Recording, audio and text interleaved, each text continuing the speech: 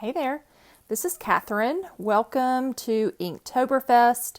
I'm going to be talking about Distress Oxides today, and maybe you purchased the Inktoberfest kit. These are the stencils that you received. If you got them, you got 4 different ones, and then there are also some tags that were included in this ring, and so every day they're going to be videos sharing a technique and some tips and tricks. So I'm going to be sharing several different techniques today and talk about oxides. I'm also going to be using the Perfect Blend cardstock. So let's jump in. Okay, I've got this Perfect Blend cardstock cut to A2 size, and I'm going to just start blending it onto this paper using my blending tool. You can use a blending brush, whatever you have that you like to blend ink with. So I've got picked raspberry and seedless preserves, and I'm just going to start ink blending on there. I'm going to start with picked raspberry on top, and then I'll blend down into seedless preserves. Okay, so I love to use oxides. What is oxide ink? It's an ink that has a dye base, but it also has pigment in it. So it's different in that it has a lot of water reaction to it. It likes water, it reacts to water, and it's fun to use and a lot of different techniques. I'm going to share several of those with you today using this product. And so I'm going to blend this out. I'm just doing a basic blend. I love to blend these colors together. It's very smooth and it's easy to work with. If you've never done ink blending before, I encourage you to give it a try. It's a great way to create backgrounds. I like to fill my paper, and with color, especially I love to use color, and so ink blending is something I enjoy doing a great deal. So I'm just going to finish up this ink blending, and then I'm going to show you what I'm going to do first with it. Oxide takes a second to dry, so you can always take a heat tool to it if you're worried that it's a little damp. It's a wetter ink, and that's because it reacts with water. And it's got that pigment property to it. It takes a little bit longer to soak into your paper. So I've let it dry for a second, and now I'm going to come back and I'm going to spritz it with some water. This is probably my favorite technique to do with oxide. Just put a few splatters of water on there and watch the magic happen. Look at that beautiful result. It pulls the ink back off the paper. You can do little splotches, you can do large splotches, but I love the way that it reacts to ink after it's been applied to paper. So I'm going to let that dry, and then I'll come back and visit that toward the end of the video.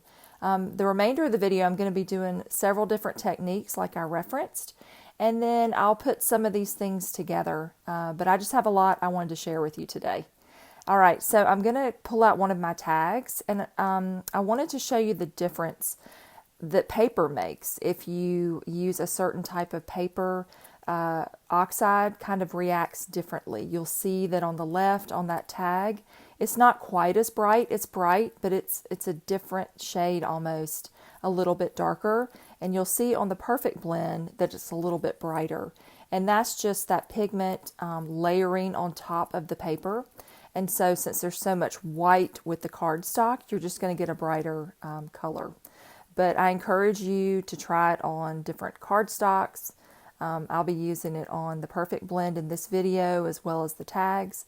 But, if you've got oxides at home, I encourage you to pull it out and try it on different papers and just start playing with it and see what you get. It's a lot of fun. I'm going to go with my darkest color here, my pine needles at the bottom.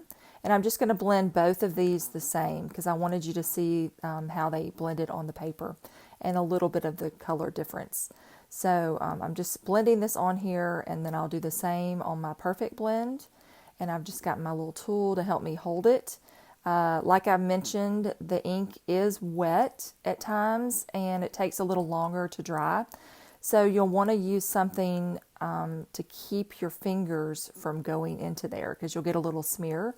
So I'm just trying to carefully hold it and then finish blending. You can always blend back over it if you do get a fingerprint. I've had that happen many times. You can see I'm trying to be very delicate with it. A scrap piece of paper is always a great way to prevent those fingerprints. Okay, so I am going to use some of my Gina Glitz glitter gel. It's this iridescent. I'm going to use this with my stencil, and I'm just going to wipe it onto here using my little tool, my little spatula. And I'm not going to cover the whole thing. I do like to fill my paper a lot.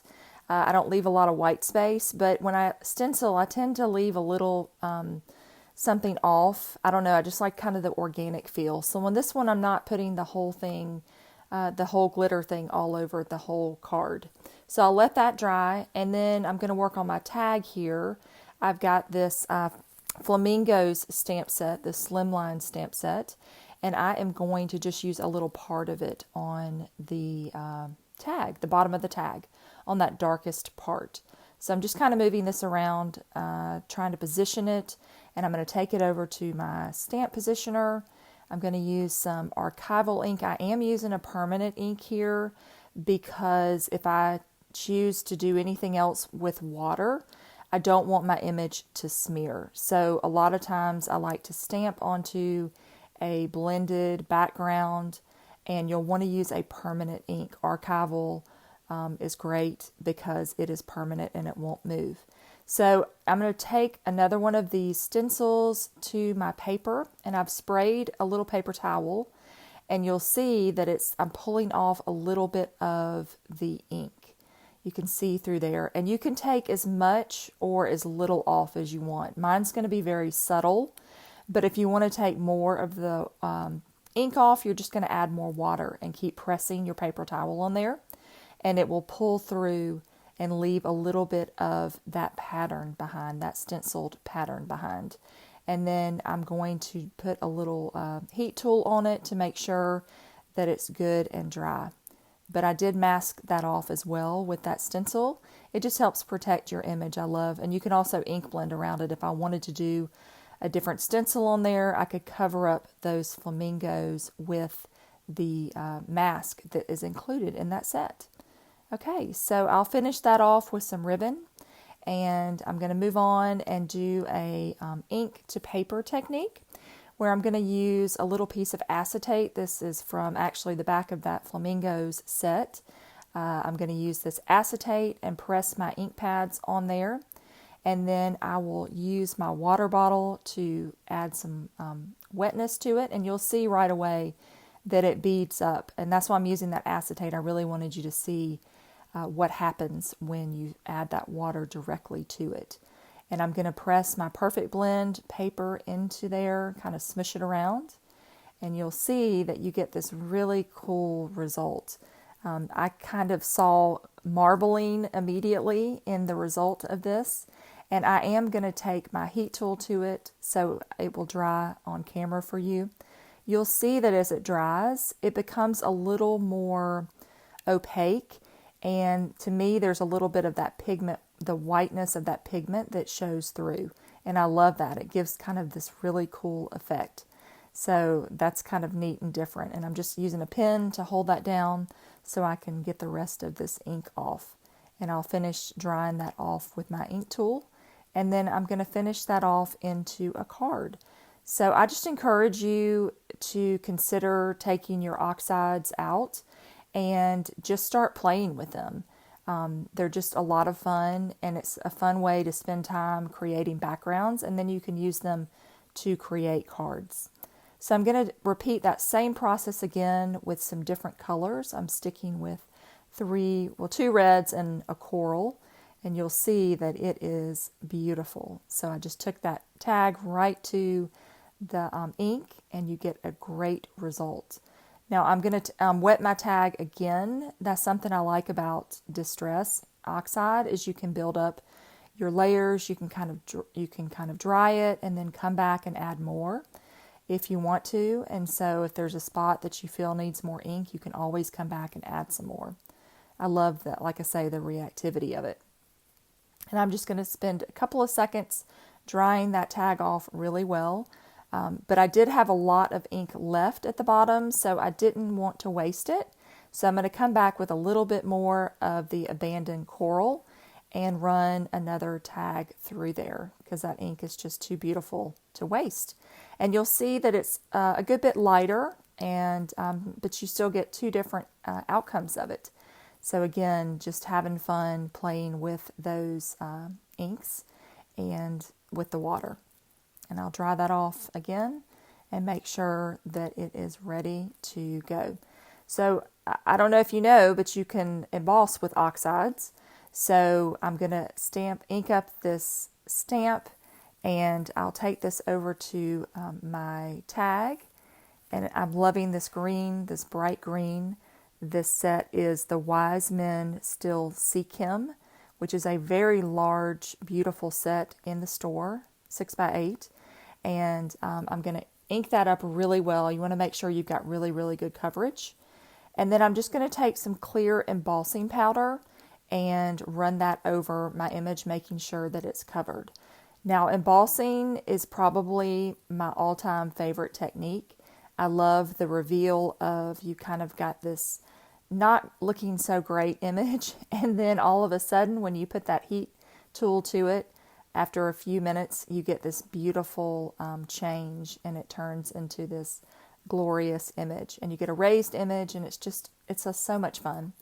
I am going to come back and add just a little bit of water and take a tiny bit more ink off, and there we go. Love the way that turned out. Okay, so I'm going to create another tag here. I'm going to start ink blending again from the top. I'm using this beautiful color and this beautiful yellow, and then I'm going to blend down to red, which is Fired Brick. And again, you can use whatever ink tool you have that you enjoy using to blend with. So I'm going to blend that, and then I'm going to bring in this beautiful Fired Brick, a gorgeous red at the bottom.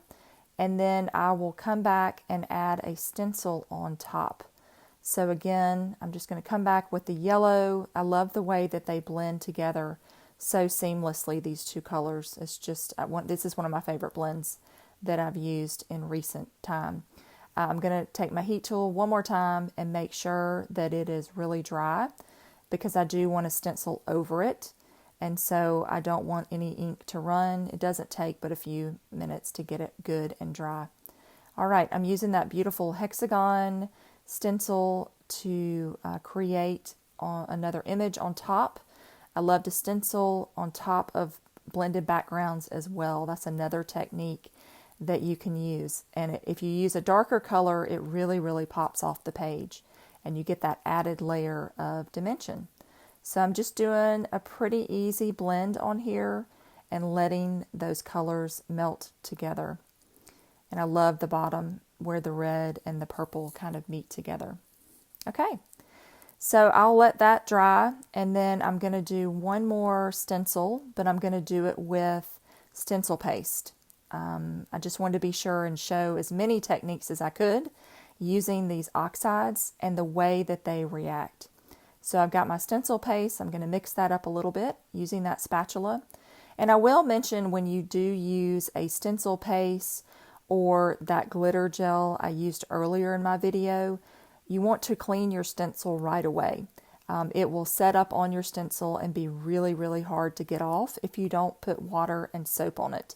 So what I often do is I have a little bin that when I'm pulling out and working with stencils that are like Stencil Paste or the gel, and I will drop those in there until I can get to the sink and wash them. That allows it to stay wet and not set up on my stencil. So it just makes the cleanup process a lot easier.